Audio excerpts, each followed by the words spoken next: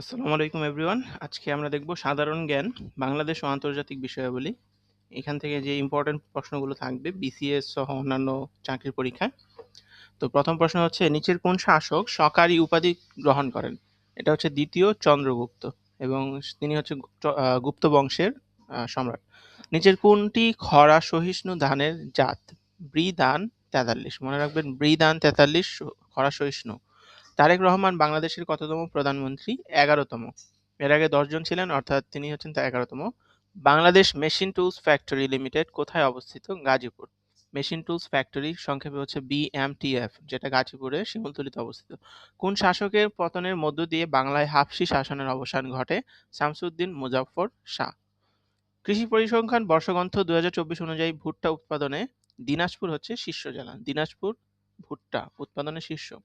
ইউরোপে বাংলাদেশের সবচেয়ে বড় ক্রেতা রাষ্ট্র কোনটি? জার্মানি। বাংলাদেশের সবচাইতে বড় ক্রেতা রাষ্ট্র হচ্ছে জার্মানি পোশাক শিল্পে। বাংলাদেশের বর্তমান প্রধান নির্বাচন কমিশনার কে? এএসএম নাসির উদ্দিন। খুবই important question. ASM Nasir Uddin বাংলাদেশের প্রধান নির্বাচন কমিশনার। নিচের কোন ব্যান্ড সঙ্গীতের দলকে ২১শে পদক দেওয়া হয়েছে? ওয়ারফেস। ভারত ছাড় আন্দোলনের সূচনা হয় ১৯৪২ সালে। ১৯৪২ ভারত ছাড় আন্দোলন। পরের প্রশ্ন হচ্ছে, বিডব্লিউএমআরআই কোন দুইটি ফসল নিয়ে গবেষণা করে? গম ও ভুট্টা। গম ও ভুট্টা বিডব্লিউএমআরআই। মনে রাখবেন, সংবিধানের কোন অনুচ্ছেদে রাষ্ট্রপতির দায়মুক্তি এর উল্লেখ রয়েছে? অনুচ্ছেদ ৫১। অনুচ্ছেদ ৫১ রাষ্ট্রপতির দায়মুক্তি। টেকনোক্র্যাট মন্ত্রী নিয়োগের সর্বোচ্চ সীমা কত শতাংশ? ১০%। টেকনোক্র্যাট মন্ত্রী ১০% নিয়োগ করা যাবে সর্বোচ্চ। পুঠিয়া রাজবাড়ী কোন জেলায় অবস্থিত? রাজশাহী। রাজশাহী জেলায় পুঠিয়া রাজবাড়ী অবস্থিত। এরপর প্রশ্ন হচ্ছে, ১৯৫৪ সালে যুক্তফ্রন্ট মন্ত্রী পরিষদ বাতিল করেন কে? গোলাম মোহাম্মদ। গোলাম মোহাম্মদ যুক্তফ্রন্ট যে মন্ত্রী পরিষদ ছিল, এটার প্রধান সভাপতি ছিলেন সোহরাওয়ার্দী, বাতিল করে। খানা আয় ও ব্যয় জরিপ চূড়ান্ত প্রতিবেদন ২০২২ অনুযায়ী দেশের উচ্চ দারিদ্র্যের হার ১৮.৭%। ১৮.৭% উচ্চ দারিদ্র্য। অর্থনৈতিক সমীক্ষা ২০২৫ অনুযায়ী জিডিপিতে শিল্প খাতে নিয়োজিত জনশক্তির পরিমাণ ১৭.৩৭%। জিডিপিতে শিল্প খাত ১৭.৩৭।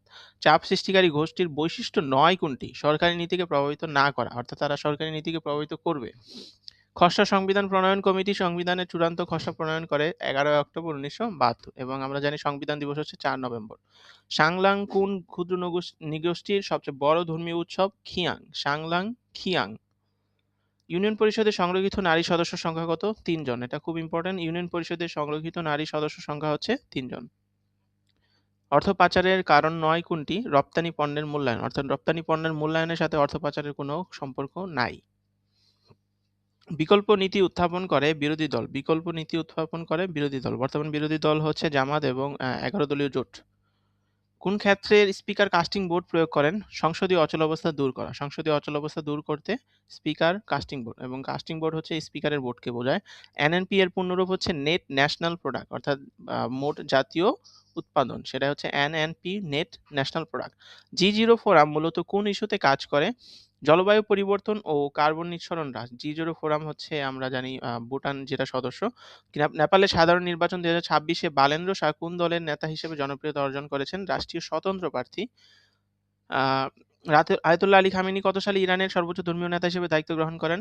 ১৯৮৯ সালে, এবং এর ১০ বছর পর্যন্ত রুহুল্লাহ খামেনি ছিলেন। ২০২৬ সালে আন্তর্জাতিক নারী দিবসের প্রতিপাদ্য কি? Give to gain. Give to gain অর্থাৎ অর্জনের জন্য দান।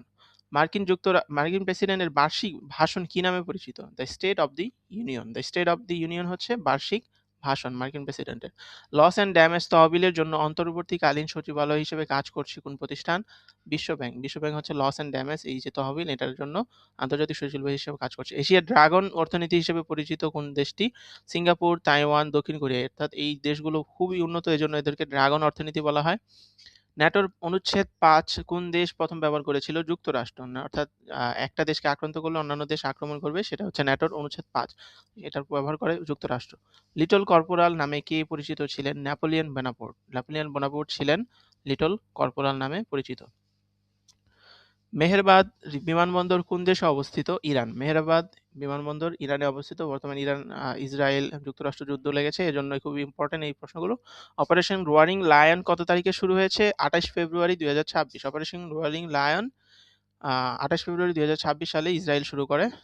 আফ্রিকান উন্নয়ন ব্যাংক কত সালে প্রতিষ্ঠিত হয়? 1964 সালে। এডিবি আমরা জানি আফ্রিকান উন্নয়ন ব্যাংক, আফ্রিকান ডেভেলপমেন্ট ব্যাংক 1964 সালে প্রতিষ্ঠিত হয়। রাশিয়ার আইনসভার উচ্চকক্ষের নাম হচ্ছে ফেডারেল কাউন্সিল এবং নিম্নকক্ষের নাম হচ্ছে ডুমা।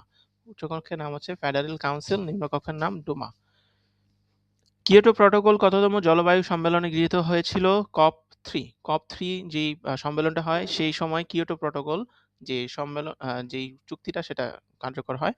বিশ্বের সবচেয়ে বেশি মুসলমান জনসংখ্যার দেশ হচ্ছে ইন্দোনেশিয়া। অনেকে ভাবতে পারেন ভারত, কিন্তু ইন্দোনেশিয়ার সবচেয়ে বেশি, প্রায় 24 কোটির উপরে মুসলমান থাকে। রটারডাম কনভেনশনের মূল উদ্দেশ্য ছিল বিপজ্জনক রাসায়নিক আমদানি নিয়ন্ত্রণ। রটারডাম কনভেনশন খুব ইম্পর্টেন্ট। বিপজ্জনক রাসায়নিক আমদানি নিয়ন্ত্রণ। নিচের কোন দেশটি মিন্ট উদীয়মান অর্থনৈতিক শক্তিশালী দেশের অন্তর্ভুক্ত নয়? ব্রাজিল। এখানে এম দ্বারা মেক্সিকো, আই দ্বারা হচ্ছে ইন্ডিয়া, এন দ্বারা হচ্ছে নাইজেরিয়া, টি দ্বারা হচ্ছে তুরস্ক। জেনেভা কনভেনশন কোন বিষয়ের সাথে সম্পর্কিত? যুদ্ধবন্দী ও আহতদের সুরক্ষা। যুদ্ধবন্দী ও আহতদের সাথে যাতে সুন্দরভাবে ব্যবহার করা হয় সেজন্য জেনেভা কনভেনশন করা হয়। আইসিসি 20 বিশ্বকাপ ক্রিকেট 2026 কোন দল চ্যাম্পিয়ন হয়েছে? ভারত। ভারত হচ্ছে আইসিসি টি20 চ্যাম্পিয়ন। আন্তর্জাতিক অপরাধ আদালত এর সদর দপ্তর কোথায় অবস্থিত? হ্যাগ।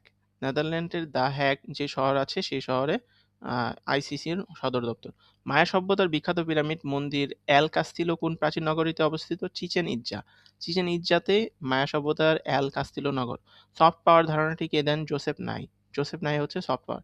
এই প্রশ্নগুলো কিন্তু খুবই ইম্পর্টেন্ট, বিসিএস সহ অন্যান্য পরীক্ষায় খুবই ইম্পর্টেন্ট, আমরা বারবার দেখব বিষয়গুলো। বিশ্বের সবচেয়ে বেশি শক্তিশালী সামরিক বাহিনী কোন দেশের? যুক্তরাষ্ট্র।